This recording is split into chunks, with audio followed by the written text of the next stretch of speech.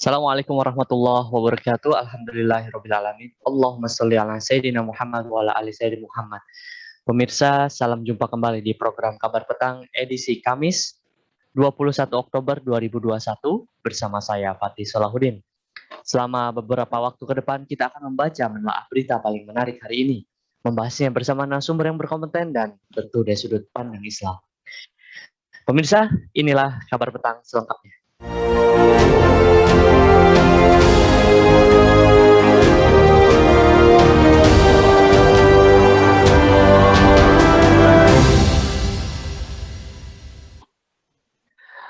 Pemerintah Indonesia dan Malaysia berbagi keresahan atas meningkatnya rivalitas kekuatan besar di kawasan Indo-Pasifik. Kedua negara menyoroti perlombaan senjata di antara negara-negara besar. Terkait dengan dinamika kawasan di Indo-Pasifik, khususnya meningkatnya rivalitas kekuatan besar di kawasan, kita berdua sepakat bahwa upaya menjaga kawasan yang damai dan stabil harus terus dilakukan. Ungkap Menteri Luar Negeri Indonesia Retno Lestari Priyansih Marsudi dalam konferensi pers bersama Menteri Luar Negeri Malaysia Saifuddin Abdullah di kantor Kementerian Luar Negeri di Jakarta pada Senin 18 Oktober 2021. Sementara itu, Menteri Luar Negeri Malaysia Saifuddin Abdullah menyinggung pembentukan aliansi Amerika Serikat dan Australia, Inggris atau AUKUS dengan latar belakang keresahan atas tumbuhnya kekuatan militer Cina yang mereka anggap sebagai ancaman. Kedua negara sepakat untuk memperkuat kesatuan dan sentralitas ASEAN. Di saat yang sama meminta seluruh mitra ASEAN berkontribusi bagi stabilitas, keamanan, perdamaian, dan kesejahteraan kawasan dengan tetap menghormati hukum internasional. Apa tujuan aliansi militer Amerika Serikat, Inggris, dan Australia? Apakah sekedar untuk menghadapi China? Bagaimana sikap hakiki Indonesia dan Malaysia untuk respon AUKUS? Bisa untuk membahasnya kami telah terhubung dengan pengamat hubungan internasional Bung Umar Syarifuddin. Assalamualaikum Bung Umar. Waalaikumsalam warahmatullahi wabarakatuh. Ya, Bung Umar, bagaimana kabarnya?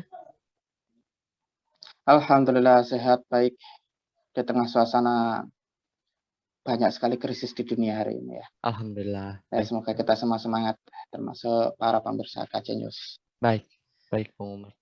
Bung Umar, apa tujuan aliansi militer Amerika Serikat, Inggris, dan Australia?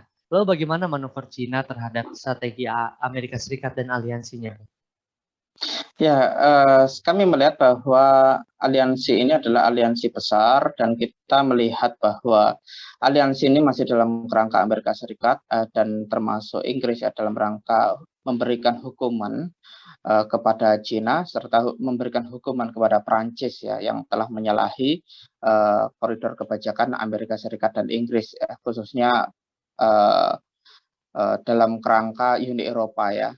Jadi kita melihat bahwa Cina hari ini sebagai sebuah negara yang bangkit secara militer dan kemudian Cina sendiri melihat adanya fakta trilateral yang cukup berbahaya bagi dirinya sehingga menjadi prioritas Cina untuk betul-betul persiapan menghadapi berbagai manuver dari Amerika Serikat karena Amerika Serikat hari ini juga menjadikan bahwa fakta AUKUS ini adalah fakta yang seperti cikal bakal aliansi baru ketika melawan Uni Soviet, ya kan? Kalau dulu itu ada NATO.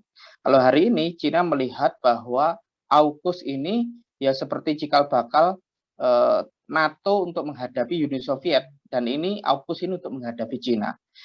Kalau kita melihat bahwa fungsi NATO itu dulu menghadapi Uni Soviet, maka tentu saja AUKUS ini menjadi sangat berbahaya bagi Cina karena Cina sendiri juga tidak ingin menderita kerugian, apalagi perang dingin itu tentu saja harus menyiapkan mentalitas perang dingin itu sendiri. Kemudian juga ada istilah berbagai kebijakan, misalkan berbagai pelanggaran yang bagi Amerika Serikat sendiri, Cina melanggar proliferasi senjata nuklir dengan alasan yang dibuat-buat. Tentu saja blok eksklusif yang menargetkan Cina ini tentu saja bagi Cina ya ini merugikan kepentingan pihaknya dan hal yang terpenting adalah kita melihat bahwa Cina hari ini siap tidak siap harus menghadapi raksasa yang sedang bersekutu dan bersatu untuk menghadang kebangkitan menghadang kebangkitan Cina di kawasan Asia Timur ini. Tentu saja kita melihat bahwa strategi Amerika untuk melawan kebangkitan Cina ini tidak berubah, sama. Sehingga dengan bergantinya kepemimpinan dari Trump ke Biden, tetap saja Biden coraknya tetap saja anti Cina. Kalau dulu Trump mengambil sikap lebih konfrontatif ya kan kepada Cina. Ya hari ini Biden juga sama.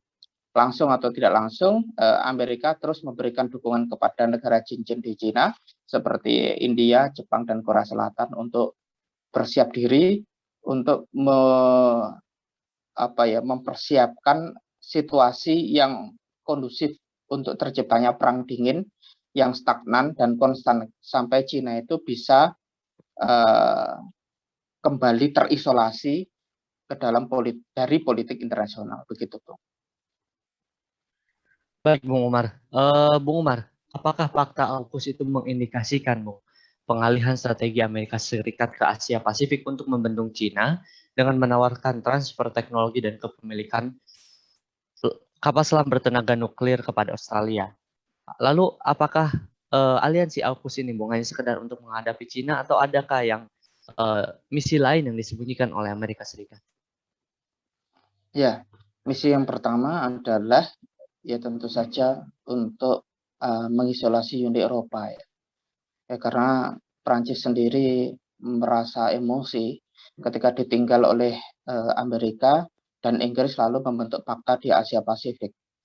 Tentu ini sebagai hukuman politik karena efek dari imbas dari Brexit-nya Inggris ya. Karena Inggris sendiri dibuat tidak nyaman dengan Uni Eropa.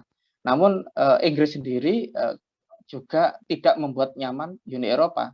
Tapi karena watak negara-negara kapitalis adalah mereka juga saling berkelahi untuk memperebutkan kue-kue kekuasaan, kue-kue sumber kekayaan alam di seluruh dunia. Tentu saja aliansi antara Amerika, Inggris, dan Australia tentu saja ini adalah strategi Amerika Serikat untuk mengibaskan Prancis dari peredaran politik yang ada di dunia. Tidaknya membuat kesempatan Prancis untuk bisa berpartisipasi aktif untuk terlibat di kawasan Asia Pasifik itu menjadi tertutup. Sementara Amerika melihat di satu sisi yang lain strategi yang kedua memang murni untuk melawan kebangkitan Cina. Dan yang berikutnya adalah menjaga agar wilayah laut terbuka yang bernama Laut Cina Selatan itu tetap sama seperti sebelumnya, yaitu tetap dalam koridor militerisasi dan koridor wilayah politik yang secara terselubung di situ Amerika masih dominan di dalam wilayah tadi. Di samping itu juga Amerika berusaha untuk mengepung Cina dengan negara aliansi atau negara mitra Amerika Serikat, negara yang ngepro Amerika Serikat, baik itu di kawasan ASEAN, di kawasan Asia Timur, sebagaimana yang saya sebutkan tadi, contohnya seperti Korea Selatan dan Jepang, maupun di kawasan Asia Selatan, seperti Pakistan, kemudian juga ada India, dan yang berikutnya ada Rusia. Kalau Rusia sendiri kan negara ini selalu berusaha untuk merevisi langkah dan strategi politiknya untuk bisa lepas dari jebakan politik Amerika Serikat. Namun Amerika Serikat hari ini masih berusaha untuk menekan Rusia agar bisa mengikuti koridor politik Amerika Serikat, yaitu untuk menekan Cina ya.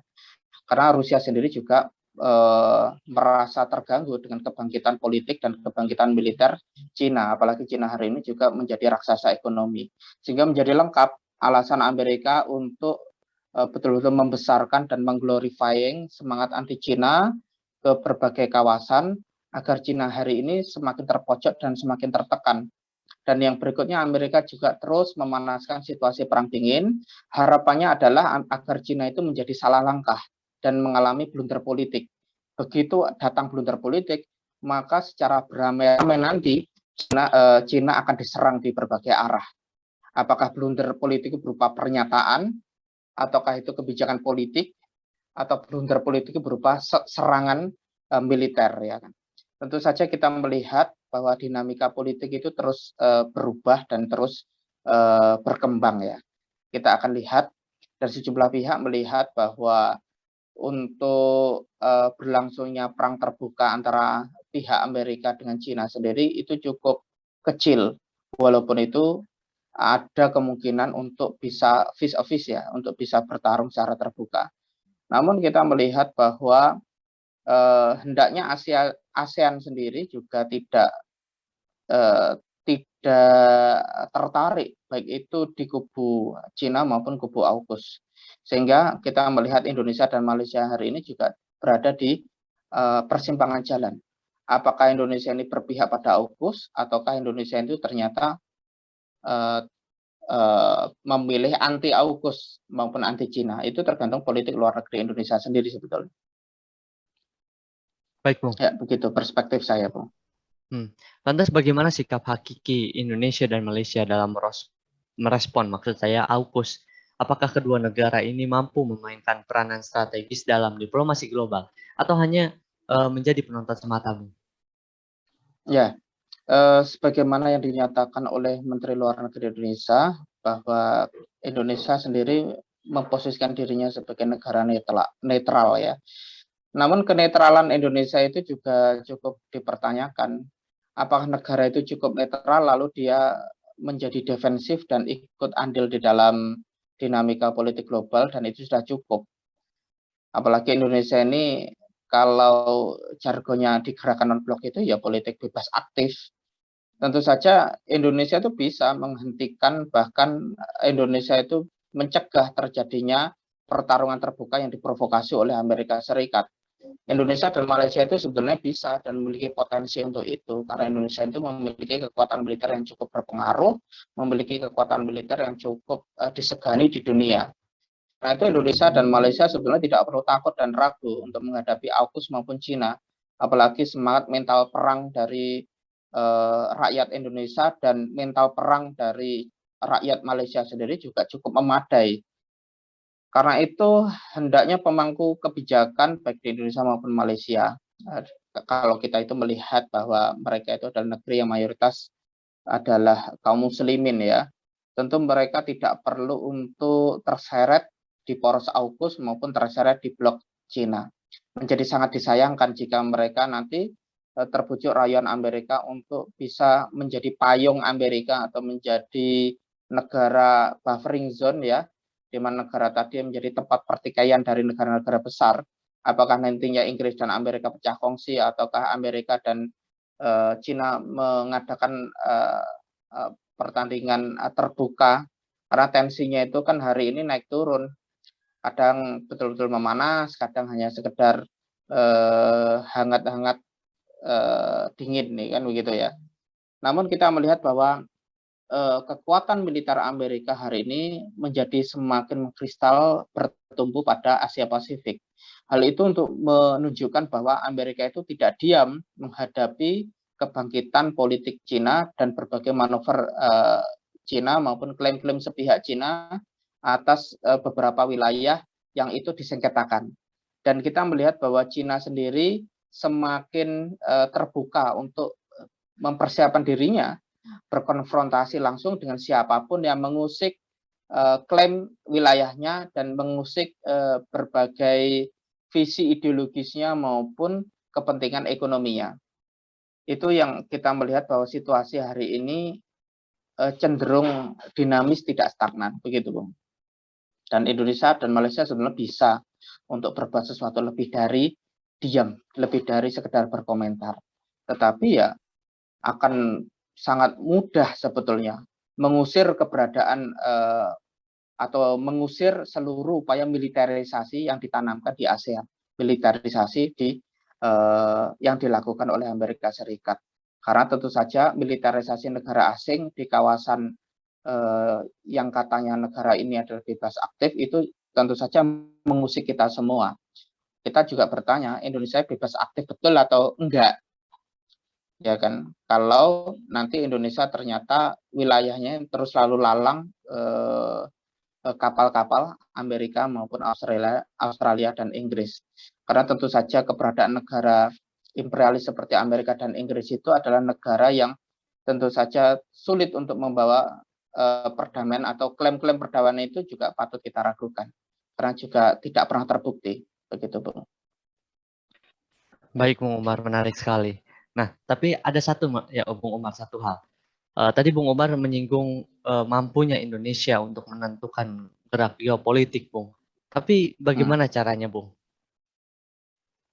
Ya, Indonesia memang harus memiliki polugri yang kuat.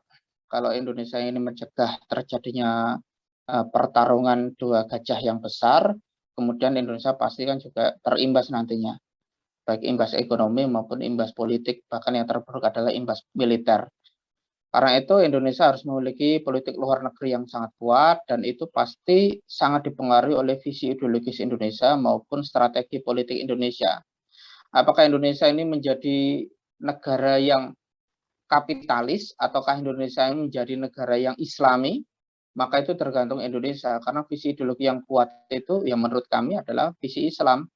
Karena ini adalah visi yang cemerlang, visi yang membawa Indonesia menjadi peradaban yang agung daripada peradaban sekuler yang itu sangat memunculkan berbagai kegagalan dan kecacatan multidimensi dan keterpurukan di semua bidang ya.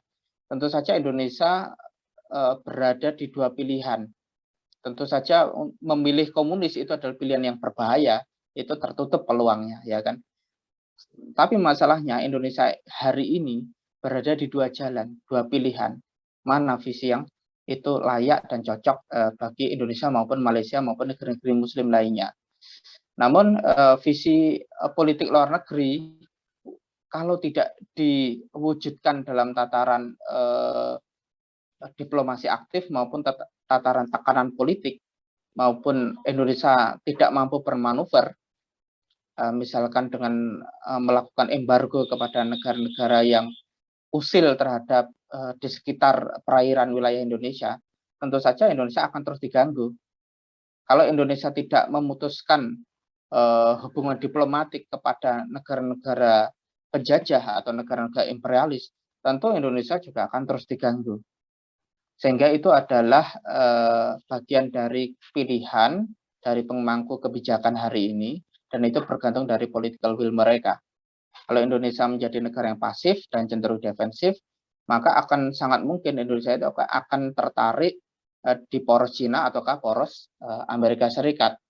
Maka itu sekali lagi Indonesia jika ingin berpengaruh ya dia harus agresif. Negara ini harus agresif, harus secara terbuka menyatakan visinya apa, lalu keinginannya apa, lalu berikutnya tidak hanya cukup mempublis apa yang dimaui, tapi juga mewujudkan itu ya tentu saja akan mencegah ya. Kalau negara tadi berbicara militer ya kita akan siapkan militer kita secara memadai, maupun berbagai persiapan-persiapan jika ada gangguan dari negara asing untuk ngotak-ngatik tatanan negeri yang tentu saja kita menyayangi ini ya, menyayangi Indonesia ini agar Indonesia menjadi negara yang berdaulat, negara yang adil, dan negara yang tanpa penindasan dan tanpa intervensi asing gitu Bro. Baik, Bung Umar, terima kasih banyak atas kehadirannya dalam program Kabar Petang pada hari ini, Bung. Ya, sama-sama Bung Pratik.